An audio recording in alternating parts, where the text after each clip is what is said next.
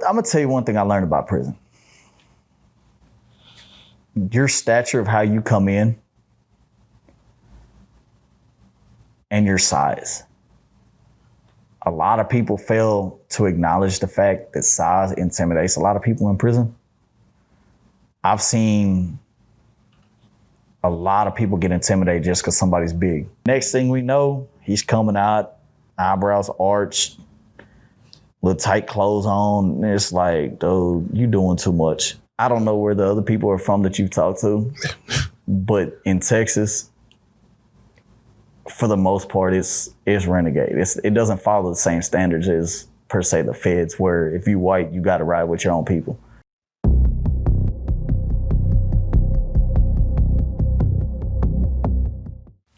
Prison Stories 101. Man, we are back with another special episode. We got my man ATL in the building, man. What's good? What's good, bro? How you doing? Man, I'm doing all right. First and foremost, I always like to allow a guest, when they first come on the platform, to reintroduce yourself, tell them where you're from, and how much time you did.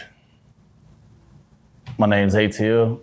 Did 15 years, originally from Atlanta, Texas. Fell out of Galveston, Texas, and currently located in Dallas. Man, 15 years, man. All right, well, let's go and go through it then, if you don't mind. Atlanta, Texas. I didn't know that was a city. Where's Atlanta, Texas at? Small town up in East Texas, about Texarkana. Okay. How was life in Atlanta, Texas? I mean, country. Let's put it like that. It's small town country, middle of nowhere, nothing. Okay.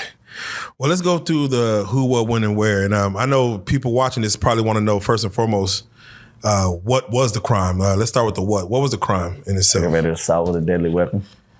Okay. What we're going to do is we're going to come back to that. I just want to know what it was.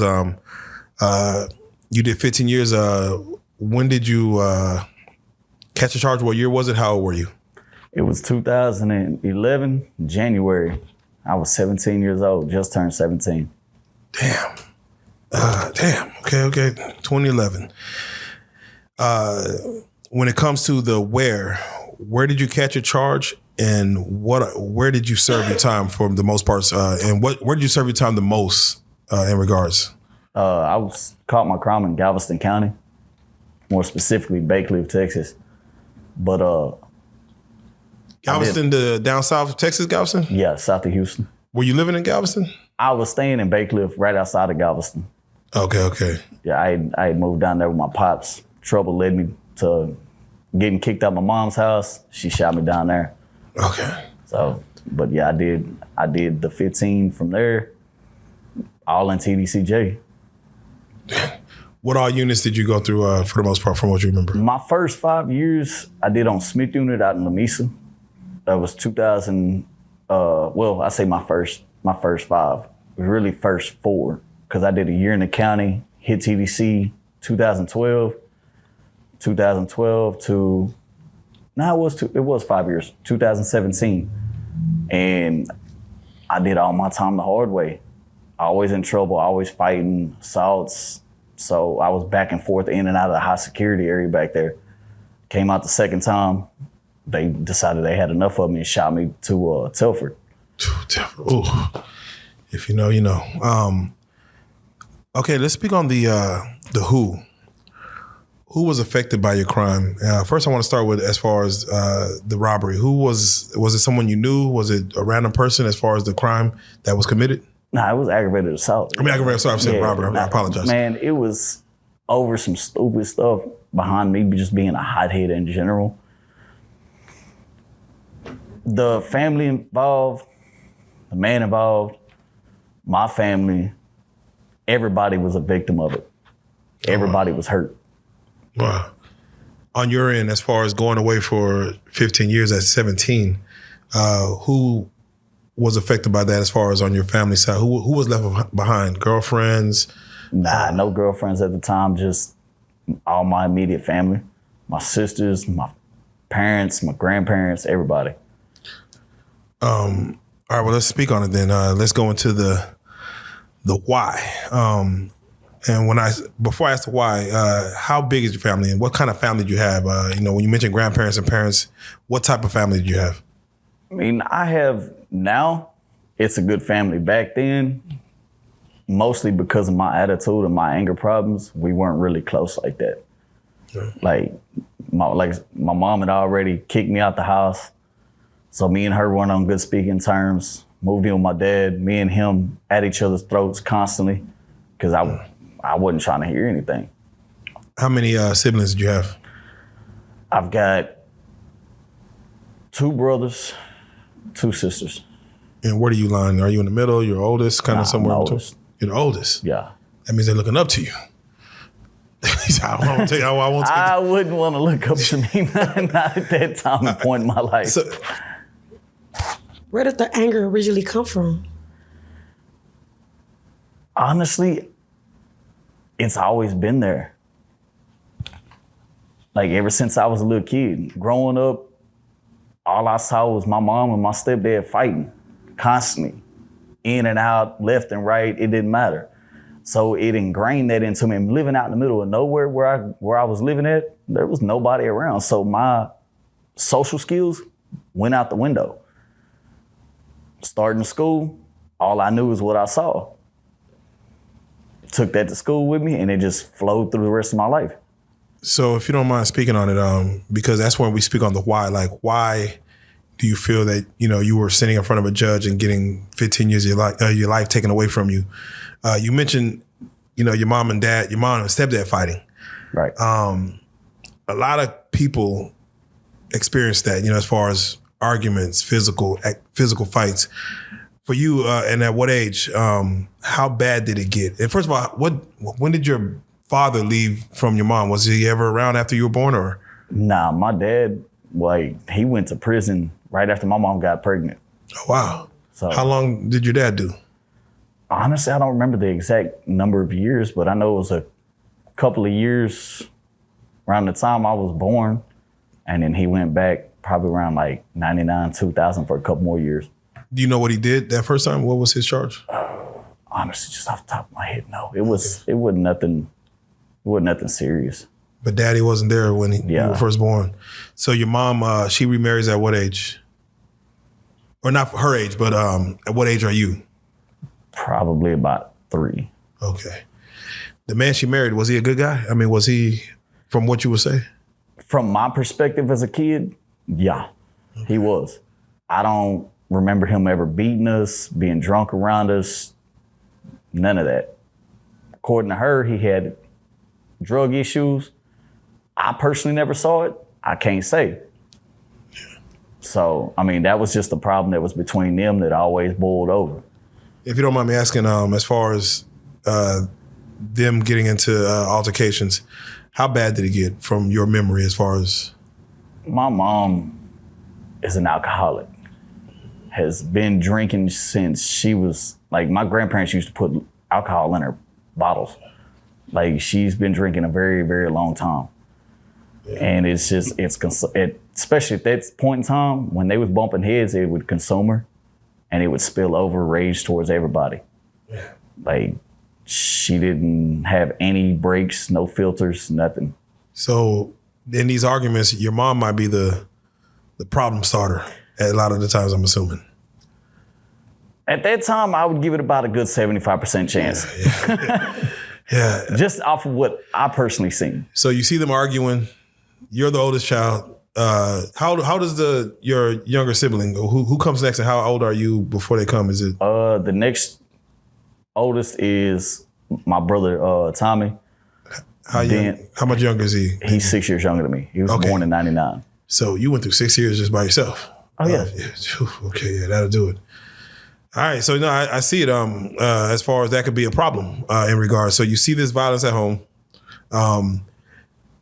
What about your friends? What about people around you? Sometimes people have disciplinaries that they I want to make sure I'm acting righteous in front of, people around. That's what I was saying. Living out, I literally lived, I'm from Atlanta, Texas. Yeah. Population maybe 5,500.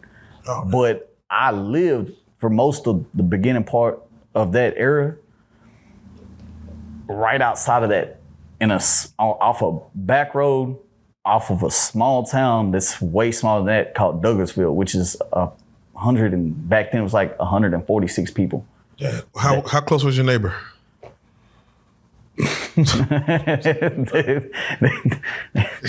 Not next door. Yeah, not next door. Yeah, not next door. Damn. So you live mostly isolated then. Yeah, that's why I didn't have any kids around me growing up.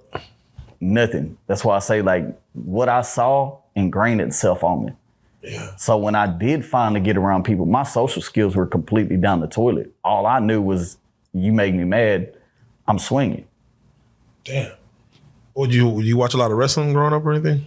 Nah. Okay. Rated R We movies? didn't have cable TV and none of that. So y'all were actually a little impoverished then, like poverty, or not saying poverty, but wasn't, when you're that far into the sticks, I can't see you just having, the glitter and gold all around. No. For the most part, we lived in a probably 30-year-old half broke down trailer out in the middle of the country. My stepdad got locked up. When he got out, he did a lot better and they was able to actually get a newer trailer. Okay. But we never really just had it like that. They both worked their butts off, come home, did them, fought, went to sleep, started over the next day. Wow. At what age are you, and what's the scenario in which you have to go stay with your father? The first time? Damn, there was multiple times. Let's start with the first time because it all leads up to the second time and then what happens afterwards. Okay. So I met my dad for the first time whenever I was 14. And it's because things just started coming to a head and I braced my mom about it. Like, what's up? Who is he? Am I gonna get a chance to meet him? So long story short, around Father's Day, 2008? But how old are you? What'd you say? I'm 14. Okay. Yeah. I want to say, I was 14 or I just turned 15. One of them. It was around Father's Day, 2008. And went down there, seen him, visited him, got to meet the man, went back home. Were you impressed or were you under? I honestly didn't know what to think because I really didn't know the guy like that. Like, I know I rubbed him wrong because Father's Day, I called my stepdad right in front of him and told him Happy Father's Day. That was my dad as far as I knew. That's the man that raised me. Basically, yes. And it rubbed him wrong and we kind of didn't see eye to eye on that. But now that I'm older and I look at it, I can see how he kind of took that as disrespect. Yeah. Like, I mean, yeah, you can look at it from both sides, but yeah. So that rubbed them wrong, and what, he sent you back, or it just? No, I had to go back. Like, so it was just visit. You just visiting, visiting, trying to get to know him and stuff like that.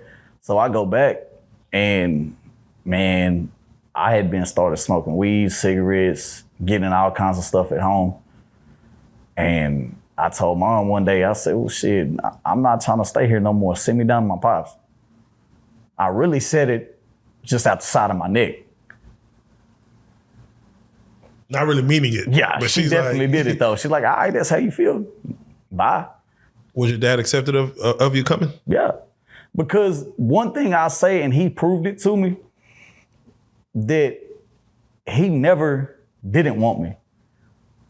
Okay. It was one of them situations with my mom, she wasn't trying to hear it. Like, was he paying child support? Yeah. Okay, so yeah, anytime a guy's paying for raising you, he wants to probably have some say in raising you. Well, it's one thing I say about my dad. It's like, when it comes to his kids, he wants everything to do with them. I've seen it. My mom know. And she could never convince me otherwise because what I seen her do with my brother's dad. So that's why I say, like, he showed me the proof where he tried to get her in court to try to force them to make her hand over custody of me for the weekends and stuff. But I know we're about to get to what happened, but you might have finally getting to him and then this happens, he might be like, damn, Well, okay, so when I moved in with him that first time, it started off smooth. My mom had me on medication when I was a kid. Oh, yeah, I know. That psychiatric medication because of my temper and stuff. But this is what a lot of people don't realize is a lot of times the medication can go bad and start messing with your head. My 8th grade year, right before, like I said, this is one of the incidents that led up to her finally like letting me go down there. My 8th grade year, after football practice, I had a blackout. I got into a fight with a buddy of mine.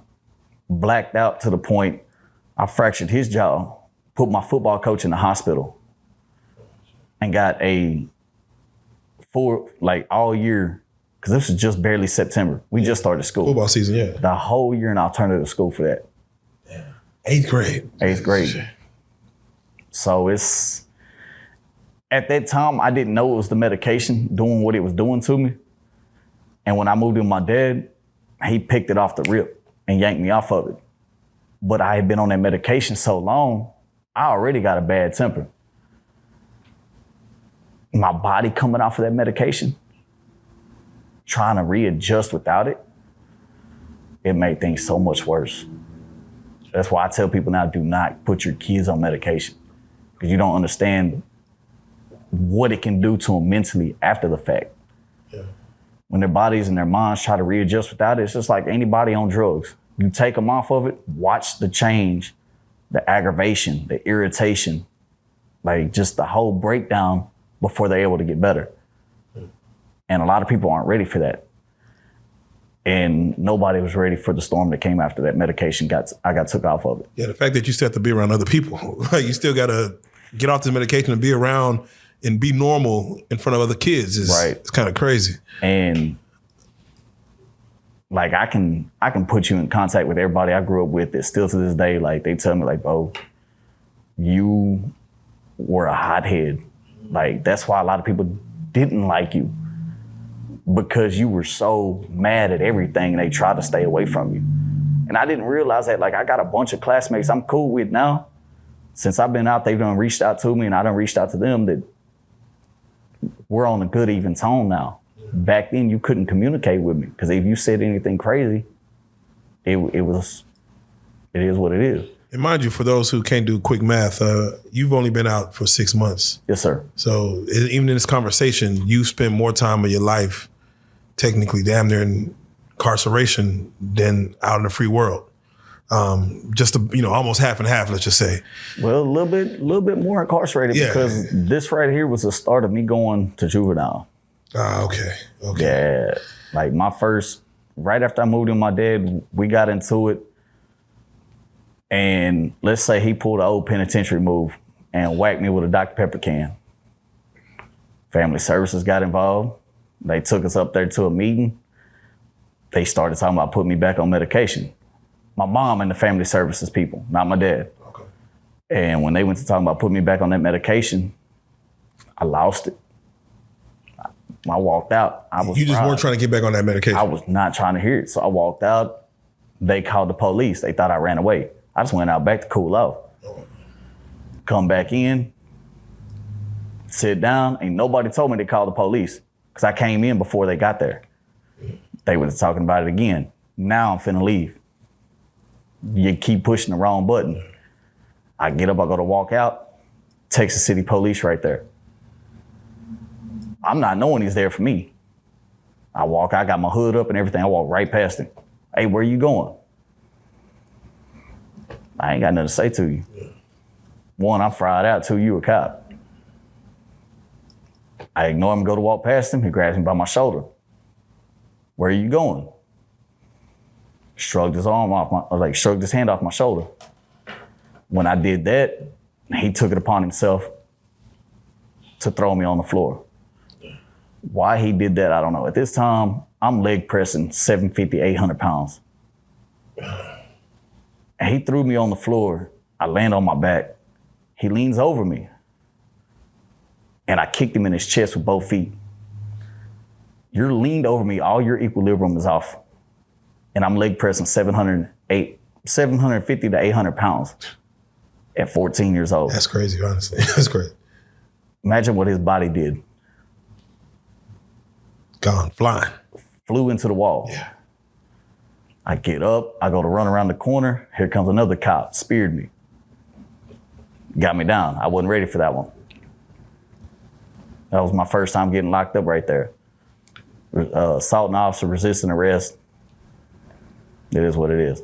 And right there, you're 16? No, I was 14 at this 14 time. at this This is my first time getting locked up. Okay, yeah, so this is your first time. How long do you spend inside the juvenile? I want to say I did 3-4 months. I didn't go to like TYC or anything for that. It was my first offense. Yeah.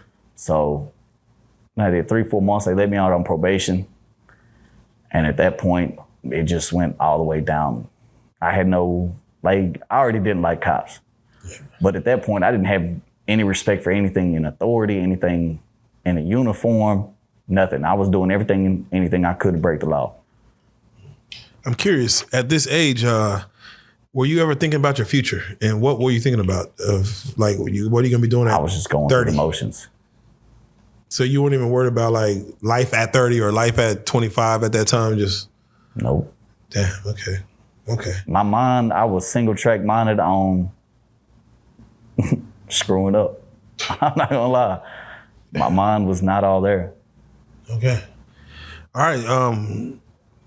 Let's get to the actual situation, and thank you for that, because again, this is kind of presenting, what type of child you are. I don't want to say man, I will tell you, because you're still a child and doing all this. What leads up to the assault, and can you talk about if it was a day of, or something led up a week of, a month before? Like, what was leading up to this situation that took place? So I had moved out back to my mom's house for a little bit. Got into some more stuff out there.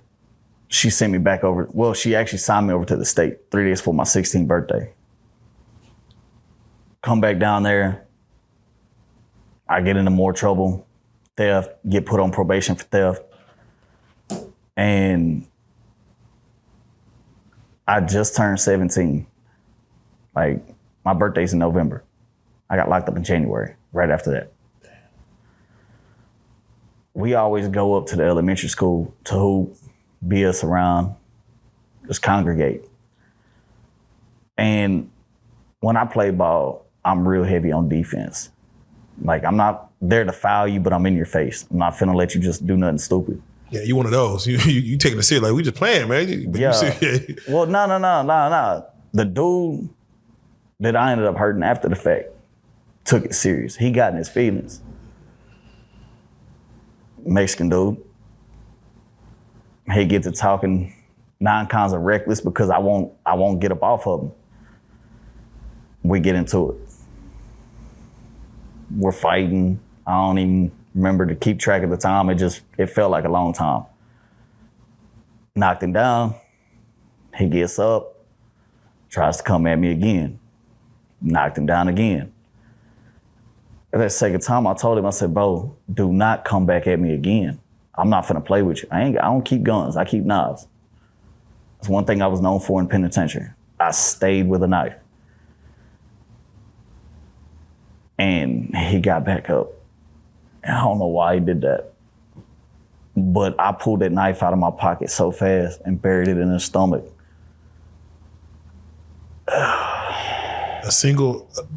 One single jab, or did you go multiple times? Oh, no, it went multiple times.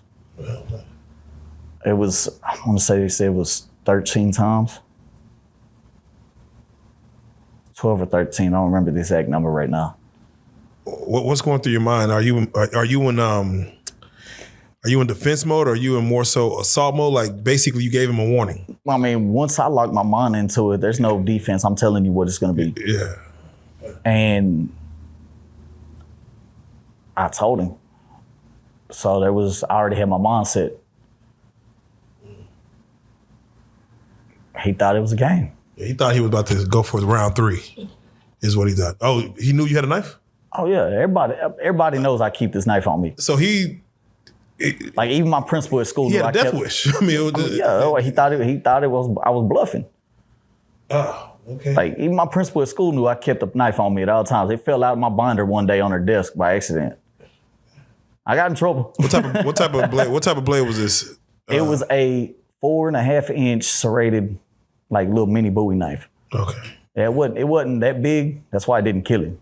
Yeah. But it definitely did some damage. Yeah, that's serrated. Damn. All right, so you buried in his belly. How many people around at this time? There's other people playing basketball, I'm assuming. Oh, we were playing basketball up at the elementary school court.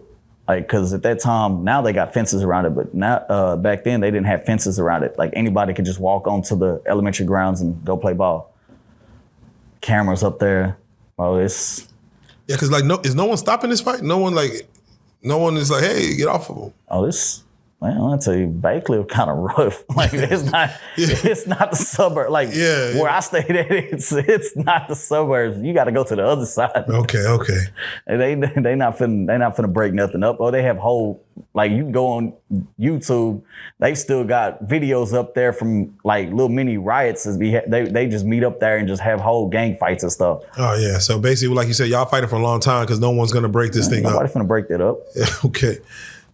Damn, gladiator. So once you buried in them, what happens after that? Like, that's when panic set in with everybody around. Like, honestly, I knew what I did. I had my mindset on it, but at that time, I had never done anything like that. So it shocked myself that I actually like did that. Like, I tell you I'm gonna do something, I'm gonna do it, but I had never actually stabbed anybody. So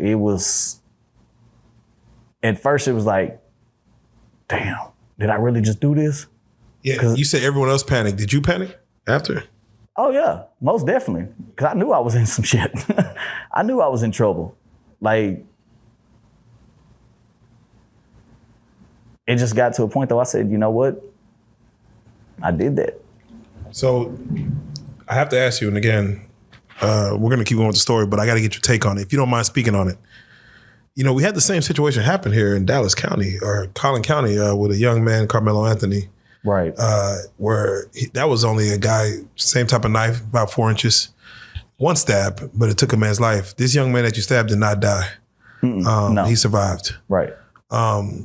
What is your take on that situation as far as it's pretty much the same scenario? I mean, y'all had a longer fight, but, you know, one person goes after the other, knife comes out, some person gets stabbed. Young Carmelo, he's serving, you know, he's 17 at the time, but he's 19 and gets 35 years for that. What's your thoughts on that? From my personal perspective, being that I've been in them shoes, it's not worth it. In the long run, the pain to the families on both sides, the drama and the sentence, it's not worth pulling that knife out. It's not worth taking a chance of somebody's life, whether you do or don't take it. Right. I mean, that's the crazy part. You said 13 times you stabbed, you jammed it, or like that's what they told you 13 times, and he survived. And in that situation, one time, and the life is gone. But like you said, just pulling it out with the intent. All it could have took was one nick of an artery, stabbed him in his heart, like. It would have took the wrong move. Yeah. And he got lucky. I didn't hit any of those major problems. I know he was wearing a colostomy bag. He had to have a lot of surgeries to stitch up organs, you know what I'm saying, like have his organs fixed and stuff. But did you know the young man? Did you know him like prior to that? Did you have history with him? I had seen him. Like there's so many people that circulate in and out throughout that basketball court that you're going to see a lot of people. But as for just knowing him like that, nah, I didn't. So after that happens, normally the first indication is to run or to, you know, get out of there or to maybe help him. What did you do right after that? Ran. Okay. I ran off into the force. Yeah, I was not sticking around. Okay. They had to come get me in my house. So, but you knew they were coming though, I'm assuming. Like, all right. I mean, what is that feeling to know like... having to look over your shoulder, waiting on them to come get you? Yeah. It wasn't long. I was already on probation and known by the laws. They took one look and knew who I was. Your dad was home? Did you at least tell him what happened? Oh, yeah. Okay. He didn't want to take you in. He just said they got to come get you, or I mean, he asked me like, "Do you want to go in, or you gonna wait? They're just gonna have to come get me. I'm not finna just go turn myself in." At this time, you don't know if the young man survived or not. No, You just I booked. adrenaline. Yeah. Damn. Man, that's a feeling that I'm sure a lot of people do not want to have. That unknown feeling of what this is. So, all right. So I guess go and talk about the arrest. I guess in regards to they must come to you and knock on that door. Well, I had literally just finished school not 2 weeks before. Like, I finished school. You finished got all the way through, or? Yeah, I finished school a year and a half early. Oh wow. How?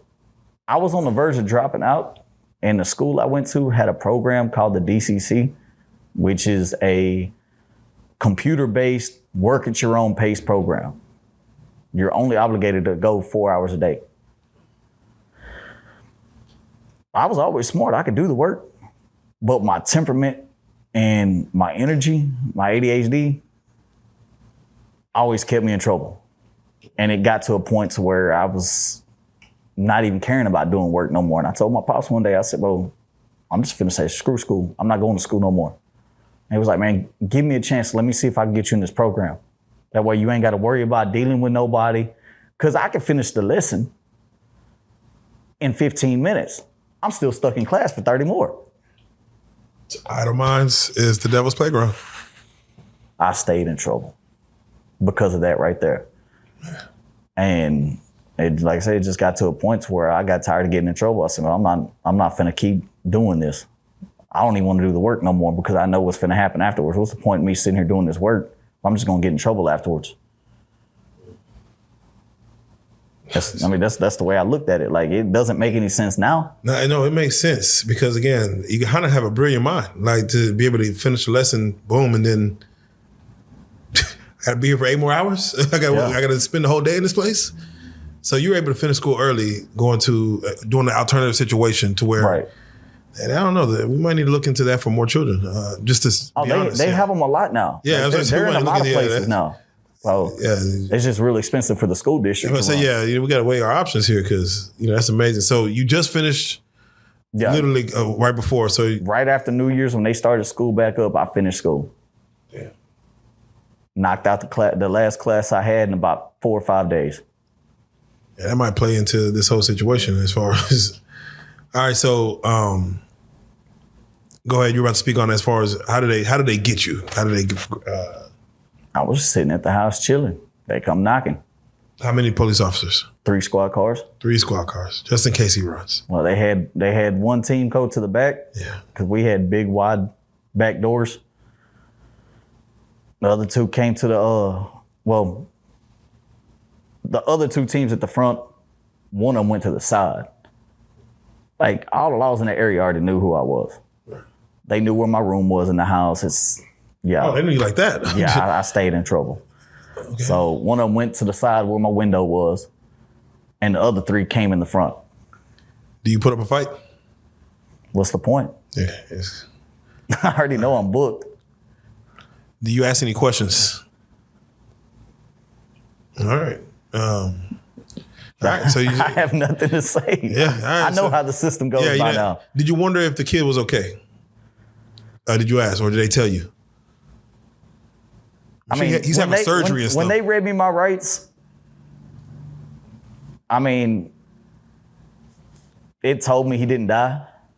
But before they came and got me and read my rights and stuff, yeah, it was one of those like, hey, did I kill him? Did I not kill him? Is he all right? Like, yeah, I had those questions. I asked myself those questions. But was I worried? Was I scared about something like that? Yeah. Yeah. All right. So your dad is there. I'm assuming he calls your mom? Nope. I don't tell my mom. Yeah, but I said, when did your mom find out anything? Oh, wow. So she's just far removed. That's what I said. She signed me over to the state 3 days before my 16th birthday. That's how I ended up back with him the second time. So she ain't worried about it at all. Yeah, no. In this scenario, does your dad get you a lawyer? We couldn't afford that. Okay. There was no lawyers. I'm public attorney. Public attorney, you spoke on the DA and the judge. before the cameras came on. Did they have like a reputation in the city, or like what was your thoughts, or what did you know this going in that who they were? I did not know this at first. Okay. Like, this was my first time as being charged as an adult. Like I said, just turned 17. You just got in Texas, the legal age as an adult is 17. Correct. So you just jumped over the line. Right. Well, they could certify you at 14, 15, 14, 16. and just keep you, they could hold you until you turn. Yeah. But you're an adult though. Like, I'm legally an adult by the penal standards. Yeah. And they took me to the county. Got my public attorney. Went to my first court. I'm still blind. I don't know what's going on. I don't know nothing about my judge. I don't know squat about the DA. I don't know anything about dealing with an adult penal system. Right. Is the public attorney giving you any advice? Like, hey, this is what you need to do. This is how you need to, present yourself. Talk clear. Say yes, sir. Or do all that stuff they want you to do to win. Dude, this man barely communicated with me anything. Like, honestly. And my first week in the county, I probably had 4 fights. This from the first week, I was not setting a good example for myself.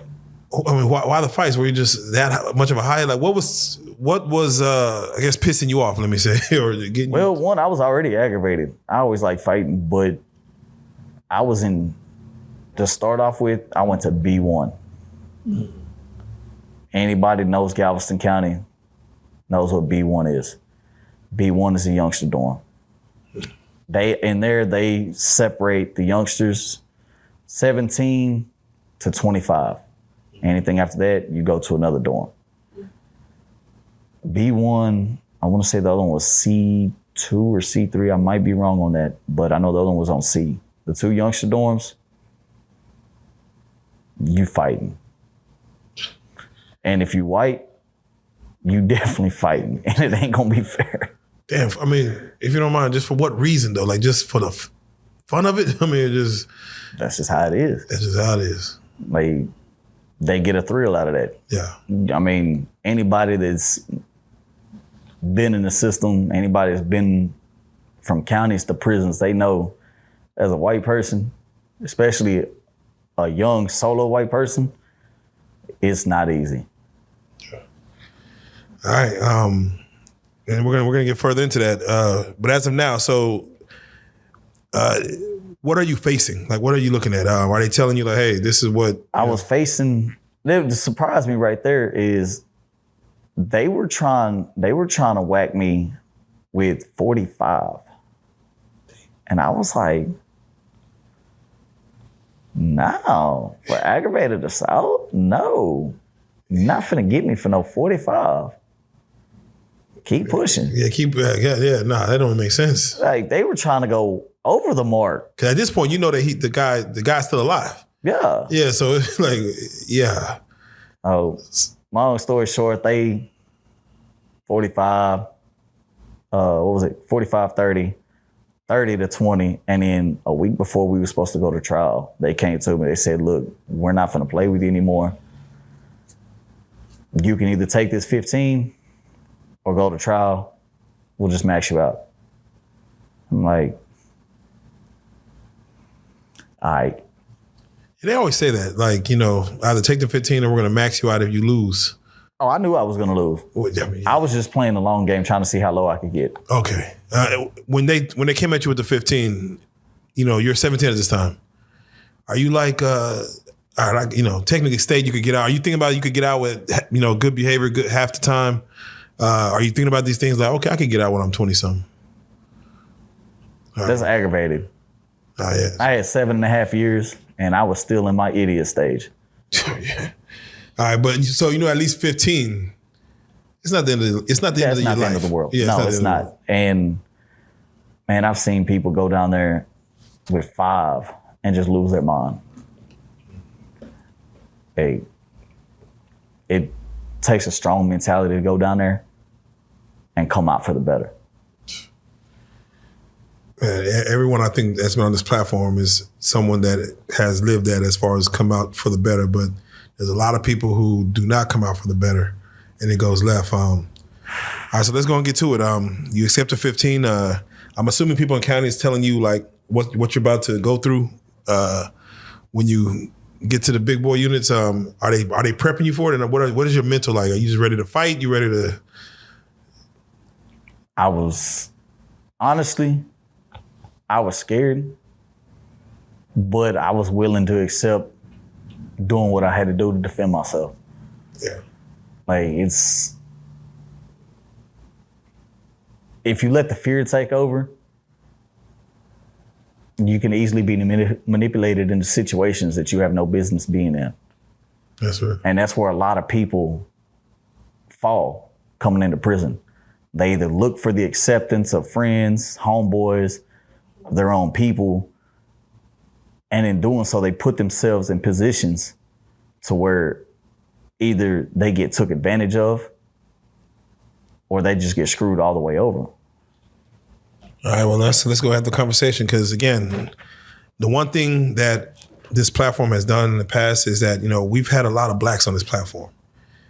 Had a very few Caucasians. And, if I had different ones and for this conversation, I want to kind of get your perspective because you seem like a man who, of course, knows himself and kind of, you don't fall to be a prey. There's stories that they say when you come in, you have to pick some allegiance. You being white, and they have the Aryan Brotherhood. I know there's a few different ones. Do they what happens in your scenario? And when you speak on your scenario, what also happens in the general scenario when a white boy enters a prison system? Oh, I don't know where the other people are from that you've talked to, but in Texas, for the most part, it's renegade. It doesn't follow the same standards as per se the feds, where if you white, you got to ride with your own people type stuff. In Texas, if you decide to rock by yourself like I did, can't nobody tell you anything. But a lot of guys, especially white guys, they want that acceptance. They want that homeboyism.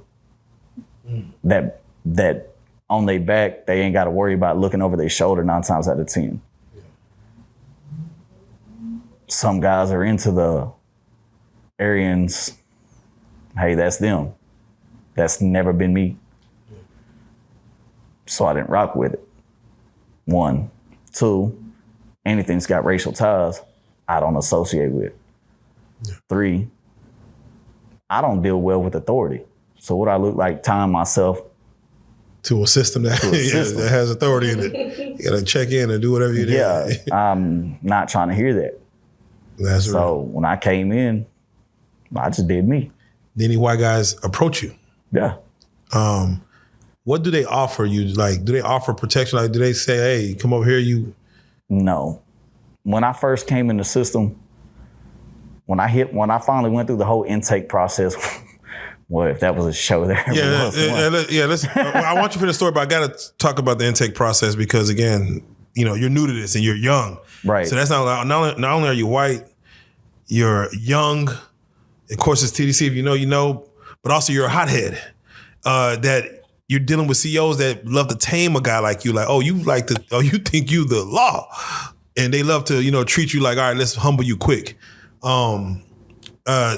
Speak on what you're about to speak on as far as once you got in the system, but I want to go back to intake, if you don't mind. We can go back to the intake and work our way that way. Okay, all right, let's start with it.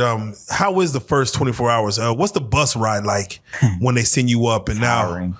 It's tiring. Because when the night I left Galveston County to go to TDC, I had been in lockup for about 8 months at that point. Steadily getting in trouble, steadily fighting, steadily assaulting the laws, just being stupid. And lockup, you don't have commissary. But they've got some guys down there on the first floor that are sick that can get commissary. They shot me a couple of shots of coffee. Not having coffee or anything that'll boost you like that for so long, I hit the roof. I'm already energetic and aggravated as it is. They gave me that boost. Them laws were so mad at me when they came to get me on that bus. And they were so mad at me. I busted water sprinkler head after, because in Galveston County in the cells, they've got the water sprinkler heads in there. Yeah. All you got to do is take a flip flop, jump up and whack them hard enough, they'll pop off. Damn. And what's the purpose of doing that? Just for the fuck up? Just to cause mayhem. Damn. That's I'm leaving. What you gonna do to me? Yeah, shit. I mean, I flooded that place out that night. Aggravated everybody. I didn't care. Got to get on the bus, got into it with one of the laws that worked there. He told me, I mean, y'all make sure y'all treat him real well. I'm not worried about how you treat me because I know how I'm going to rock. So you just talking out your neck right now. Get on that bus. I'm already tired. I went up, had my fun. Now I'm crashing. When I get there, I was at Holiday Unit coming from Galveston. When they say strip, take all your clothes off, mind you, it's January. It's cold. They've got y'all lined up in 2 rows, nuts to butts. That is some of the most demeaning, disrespectful, inhuman things that they can do. Yeah. And I asked this before, psychologically, why do you think they do that? Or do you feel it's there for their protection or? No, they do it to break you. They want to sit there and make you feel as uncomfortable and inhumane as possible. And I don't ask this a lot, but how long are you standing there, nuts to butt? Is it a quick process? We stood there probably about just standing there. Because when we came in doing that, it was a search process. Once they got to you, stripped you out, well, you're already stripped out, but once they do your little search, they send you on your way to the clippers, get your hair cut, and then go to the shower. And just getting searched, they drag it out so long, and then they start moving at their merry little pace. Hey, lift this, turn around, lift your foot, squat and cough, spread your cheeks, all that. Like I had dude, I almost had a full-blown use of force because the officer that was searching me tried to tell me to start off by lifting my manhood and then decide he wants me to put my fingers in my mouth to run my fingers along my gums. Oh, wow. Oh, no. Oh, You want to let me go wash my hands or something first? Oh, no, hey, you going to do what I tell you, boy, this and that. And hey, man, I'm not trying to hear that shit. You not finna tell me to grab my manhood and put my fingers in my mouth. Not doing that. Like I made them I almost have a full-blown use of force, call the lieutenants and everybody down there. Yeah, but I say, yeah, we'll have you're not going to do it. He called the ICS. Okay. Just trying to be stupid. Yeah. And when I told him, I said, well, it's a matter of hygiene. Like, it's disgusting. What's ICS?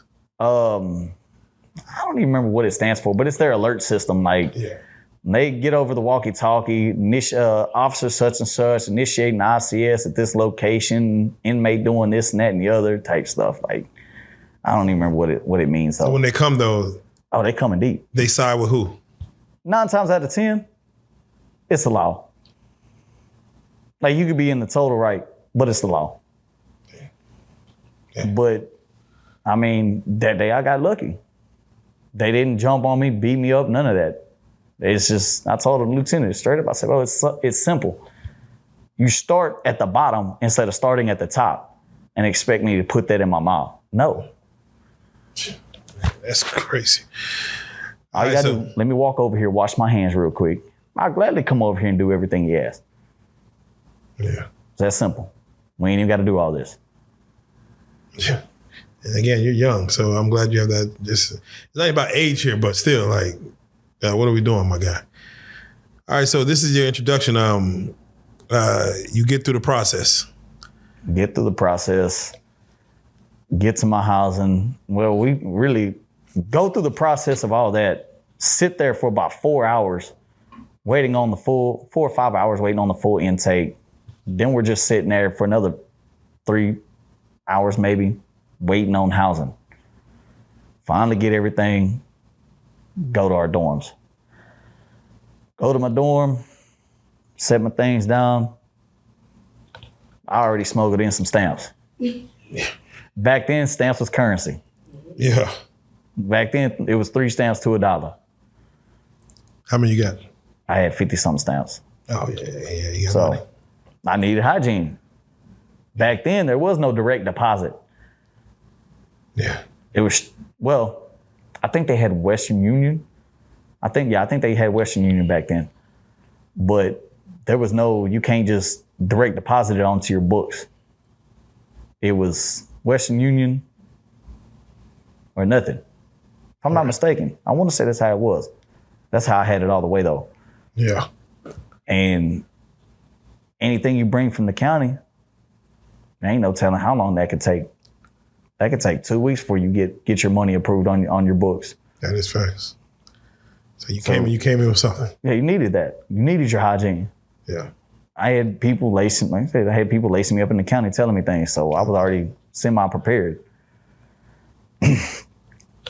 Go in, and I go to chow. Oh, man. Yeah. Sorry. Let me tell you something. I ran into a dude that I was in the county with. I was in lockup with him and his cousin. And it's funny, because years later, I ran back into his cousin on Smith Unit. Damn. So the cousin, my age, maybe a year older, one of them loud-mouthed youngsters. I mean loud, annoying loud. Beating on the doors, always screaming, yelling, rapping, just no breaks whatsoever. And we're in lockup, probably about 3-4 doors down from each other. In Galveston County, the ventilation system is one ventilation shaft that runs to all the cells. Oh, shit. So you could get messages down. I mean, you could talk all the way down the all the way run, through. Yeah. but he's like 3-4 cells down. So imagine how loud that is in my vent, how loud it is out on the run. He doesn't stop. Damn. I'm a light sleeper. Always have been. You're not finna mess with my sleep, bro. And I finally came to the door and I told him, I said, Bo, shut the up. You white boy, this and that, dirty ass white boy there. I said, you know what? I'm not even finna talk to you. I get the chance, you pop. Yeah. Simple as that. Yeah. Goddamn. At this point, I was already known for coming out my handcuffs. Oh, for real. Oh, shit. Oh, shit. Oh, hold on. Do it. Damn, that's crazy. Yeah, I'm crazy. double jointed in my Double left jointed. arm. You can't keep me in cuffs if I don't want to be kept in them. The laws learned, they started handcuffing and zip tying me, especially after this. A few days later, we came out together. Lockup, you come out, 1 hour, shower, wreck. He stopped to talk to somebody. I went out on a little rec yard, came out my cuffs, come back in. Went from me punching on him to slamming his head into the sink before the laws got. There's laws in the wing. It happened so fast. They didn't even realize it was finna happen. So when I went from punching on him to slamming his head in the sink, next thing I know, lawman had grabbed me by my clothes, and I was probably like 140 pounds at this time. Launched me smooth in the air. I caught flight. But jumping back to TDC, his cousin, who was also back there with us, saw me. They're Bloods. They're from Houston. They're not even from the Galveston area, from Houston. Yeah. So when I walk into the cafeteria, he see me. He starts talking 9 kinds of mess. Wait till we get back to the dorm. I stay on the same building as you and this and that and the other and da da da da da. Oh. So this is what my first day in here is going to be like, huh? In my mind, I know you're affiliated. Ain't no door stopping. You're not finna just take me down like that. I don't even eat. I go right back to the dorm. You don't even eat? Oh, shit. Nope. I go right back to the dorm. I'm fresh in here. I don't have a knife yet. What do? I grab a pencil. Wait, where does one get a pencil from? Where do you get a pencil from? I had traded a stamp for one. Okay. Just, for real, like, hey, people had pencils. Yeah. I needed a pencil. I couldn't get a knife at this time. I didn't know anybody, didn't know where to get one, didn't have the materials to make one that fast.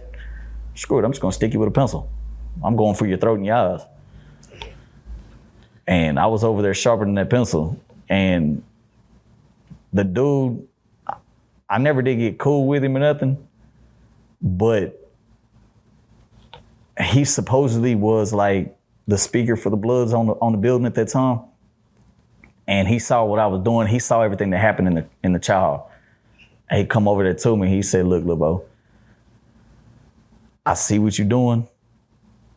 That's not a route you want to take because it's not going to be good for you. He said, man, what happened in the county happened in the county. I can go talk to him, shut everything down, calm everything down. You or him, or you or the... No, he was talking about he could go talk, calm it down. He said, that's county stuff. That stays in the county. Here's something different. So I'm like, you gonna go talk to him and shut it down? It's like, yeah. He said, but man, you gotta get that out your mind. Don't do that. So if I shut this down and you go back and do that, you're not gonna walk out of here. All right, I'll give you a chance. In the back of my head, I'm thinking, shit, if he comes at me anyways, it is what it is though. Yeah. He went and shut it down. No problems. That was my first glimpse at politics in penitentiary. Well, definitely, this is the cousin and both of them. Well, no, I didn't see. Okay, the one that I ended up smashing his face in the sink and stuff, I didn't see him until later on. Oh, okay. But this was his older cousin that was in the county with me.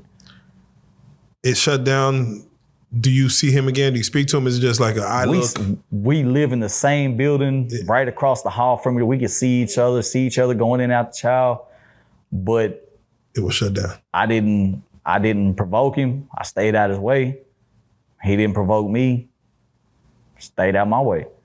Okay. I mean, yeah, there was looks like I really want to do it to you, but never happened.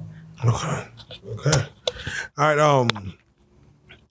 This is technically you're going to like your first day, your first week. Right. How is your and if you don't mind, for those who don't know, as far as what is the main difference between county and actual prison that, from where you came from in Galveston to county versus, whether it's the food, whether it's the cells, what's the main differences? Well, considering I was in Huntsville at that time, and Huntsville fed awesome. County food was garbage in comparison. But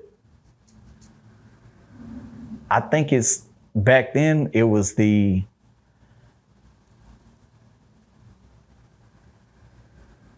mind switch of chaotic living to structured living. In the county, a lot of it is chaos. Coming into prison, you got to adjust to a structure, to an organizational standard. And that's something I adjusted to, even though I don't do well with authority. I like the organizational structure. Yeah. Because as long as you stayed within them bounds and them rules, there was no problems. But if you stepped out of it, you were in trouble. Yeah. And I adjusted to that real quick. And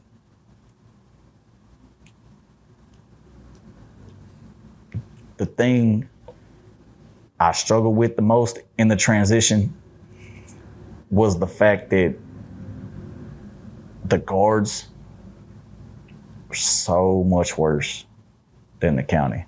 Really? What is it about? Yeah, what do you feel it is? It's because the counties here in the city. Right.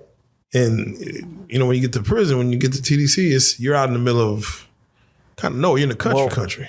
In Galveston County, there were cameras. They had just rebuilt Galveston County into like basically a high security county jail. And there were cameras everywhere. There were guards everywhere. So it really couldn't do too much. And the guards really didn't do too much. There was a modicum of respect there. But coming in and seeing how blatantly disrespectful the guards were to everybody, it just took my level of hatred towards authority figures and laws to the max. I did everything I could to buck them throughout my time. Give us some examples of just ways you pissed them off. Oh, dude. All right, while I was still at the holiday unit, just to irritate them and piss them off, they had ventilation shafts that ran along the top. My little young, lightfoot, happy-go-lucky spider monkey ass climbed all the way to the top and just laid there. Oh, wow. Somebody got to come get me. Damn. They thought I escaped. Oh, yeah, but they don't even see you. You're above the ventilation shaft. You're not in sight. Mm-hmm. I waited till everybody went to chow, climbed all the way to the top and just laid there. Fuck, man. Just to fuck up count. Well, pardon my language, but but that's what it does. The most important part of a guard's day is count. Yeah, that's their job. And when the numbers don't match, lock it down. Shit. All right. And we were locked down for about 6 hours. I literally laid up there above everybody's heads for about 6 hours. Were you woke? Before I finally got tired of just laying up there. Were you, what was the commotion that was happening? Oh, they came in, they tossed my bunk. They went through like everything I had there, looking at my mail, all of it. Shit. Like they were trying to see like, what I really had. What happened? Yeah, they started asking people questions, pulling people in and out. The warden was down there. I'm sitting there the whole time like, I'm not moving. Yeah. But I can hear everything going on. I hear the warden, I hear the Free World Police, everything. Like I'm just supposedly poofing the wind because back then they didn't have cameras. Damn, 6 hours of chaos and just to irritate them. Oh, so you come down? Yeah. I'm assuming in front of everybody or like? Oh yeah, they were hot. They were mad. I'm laughing now. Back then, I thought it was hilarious. Yeah, man. Now though, understanding. The chaos you put everybody through a lot of shit. I put everybody through a lot of chaos that day. What's the punishment for something like that? Considering that I wasn't trying to escape, I wasn't trying to leave, I was just causing 9 kinds of chaos. They actually let me make it and just put me in medium custody. They locked me up for about a month, put me in medium custody in the end. But it could have been so much worse. Because I didn't leave. I didn't try to leave. I never even left the dorm. Yeah, you could have said I was out of my mind. I fell asleep. I mean, you're like, shit, I just went up there and... That's really what, like I guess you say, saved me. Because I never even left the dorm. Yeah. Did that make them install cameras afterwards? Like, so we still we'll just check the things. Like, that's crazy. That's actually wild. That's a first. They didn't start installing cameras until years later. Oh shit! Like, I mean, why would it make them install cameras? I didn't leave. Yeah, do your job. I mean, did anything change after that? Like, did they all right? Damn, they didn't change nothing. Nope. Shit. Okay. When it comes to prison, I always hear that the white guys are the minority. For you, who was the majority? You would say who was the minority? blacks, Mexicans, who ran the prisons that you were at? Minority, of course, are always, no matter where you go, it's white. Unless you look at the Asian population, they usually run with the Hispanics anyways. Depends on where you're at. Yeah. Like, you can have, back then, you can have a large population, but that don't mean they control anything. It was an organizational structure. That's what a lot of people fail to realize. Numbers don't always mean anything. Your organizational structure, your influence, and what you had. Yeah.